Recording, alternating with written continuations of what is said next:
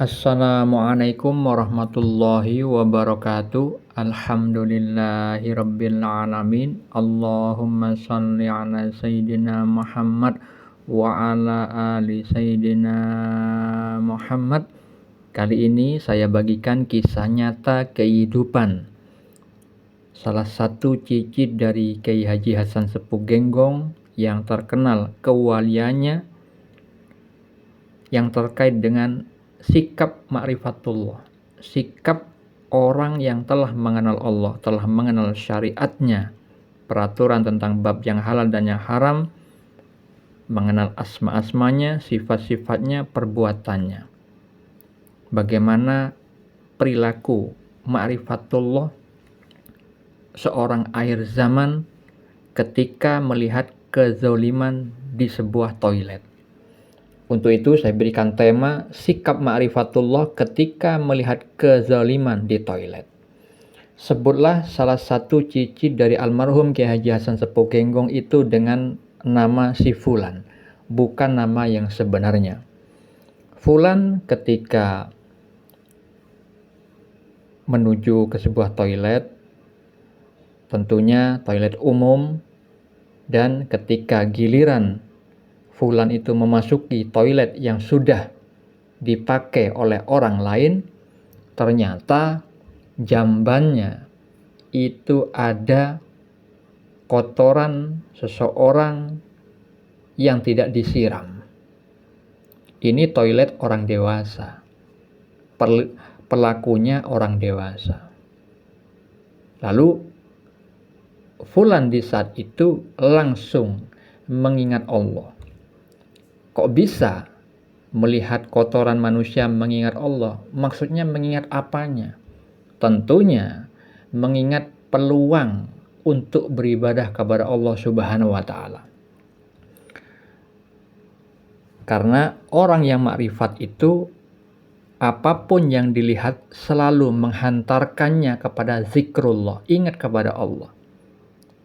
Kita ketahui hakikat atau inti atau tujuan manusia diciptakan di bumi ini adalah untuk beribadah kepada Allah Subhanahu wa Ta'ala, seperti yang Allah firmankan di dalam surat Az-Zariyat ayat 56. Allah Ta'ala berfirman, "Aku tidak menciptakan jin dan manusia melainkan agar mereka beribadah kepadaku." Namun perlu diketahui, ibadah itu tidak hanya berupa melakukan sholat, puasa, zakat, umroh, haji jika mampu, melainkan apapun bisa dijadikan sarana beribadah kepada Allah kalau orang yang makrifat itu selalu hadir hati kepada Allah. Mata lahiriahnya melihat ciptaan Allah, melihat takdir-takdir Allah, melihat ketetapan Allah, melihat tanda-tanda kebesaran Allah. Namun mata hatinya tembus ke langit, mengingat Allah Subhanahu wa Ta'ala yang mengujinya. Sebagaimana Allah sudah menetapkan ujian bagi manusia, sebagaimana yang Allah firmankan di dalam surat Al-Anbiya ayat 35.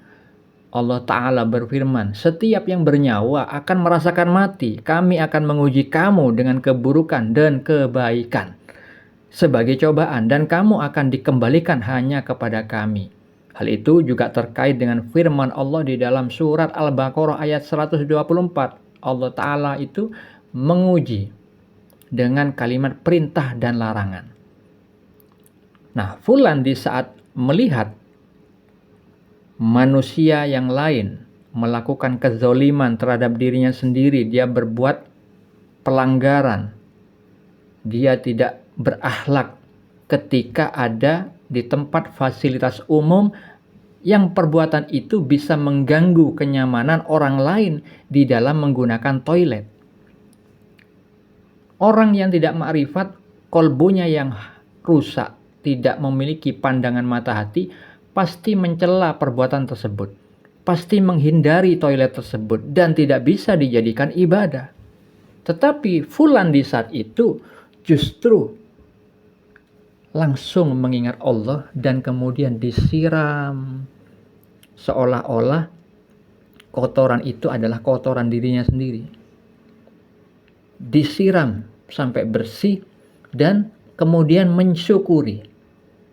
Mensyukuri bahwa Allah lah yang memberi taufik, hidayah, kemampuan kepada dirinya, sehingga takdir buruk yang Allah hadirkan di saat itu, dia bisa zikrullah. Nah, kenapa fulan itu bersyukur? Karena Allah Subhanahu wa Ta'ala berfirman tentang kemampuan ketakwaan manusia itu adalah karunia Allah Subhanahu wa Ta'ala. Makanya Nabi Muhammad SAW bersabda, tidak ada amalan seorang itu yang bisa memasukkan kepada surga. Bahkan Rasulullah sendiri ketika para sahabat bertanya, "Wahai, begitu juga engkau ya Rasulullah?" Begitu juga Rasulullah. Itu mutlak karena karunia dan rahmat Allah. Nah, sabda Nabi tersebut berkaitan dengan firman Allah di dalam surat An-Nisa ayat 79. Allah Ta'ala berfirman, kebajikan apapun yang kamu peroleh adalah dari sisi Allah. Kebajikan apa? Bisa berbuat takwa. Selalu ingat, la haula wa la quwata illa billah. Tiada daya manusia menghindari maksiat tanpa rahmat Allah, dan manusia tidak bisa mengupayakan dengan dirinya sendiri dalam melakukan ketakwaan tanpa rahmat Allah. Allah berfirman di dalam surah At-Takwir ayat 29, dan kamu tidak dapat menghendaki menempuh jalan itu kecuali apabila dikehendaki Allah Tuhan seluruh alam. Nah, fulan telah menolong orang yang berbuat zalim kepada dirinya sendiri itu, dan juga kepada orang lain.